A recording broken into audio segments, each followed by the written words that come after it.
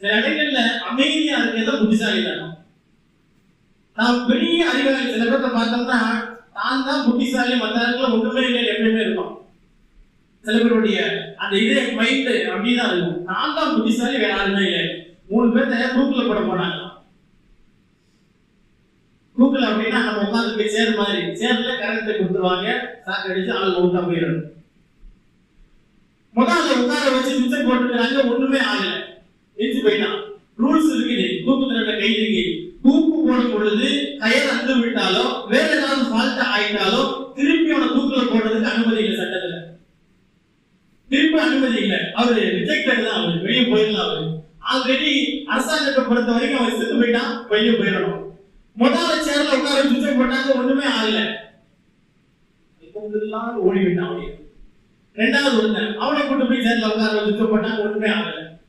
மூணாவது ஒருத்தனை கூட்டு வந்து சேர்ல உட்கார வச்சுக்கிறாங்க. உட்கார வேண்டியதானே சும்மா இருந்தாலும் சொல்லியிருக்கிறான், பிளக்க மாட்டாம சுவிட்சை போட்டுக்கிட்டே இருக்கீங்க அப்படின்னு. புத்திசாலியா ஒரு புத்திசாலி எங்க யூஸ் பண்றாரு பாருங்க புத்திய. பிளக்க மாட்டாம சுவிட்ச் போட்டே இருக்கிற, அதனால 2 பேர் போயிட்டாங்க. அடுத்து பிளக்க மாட்டு சுவிட்ச் போட்டா போயிட்டான்.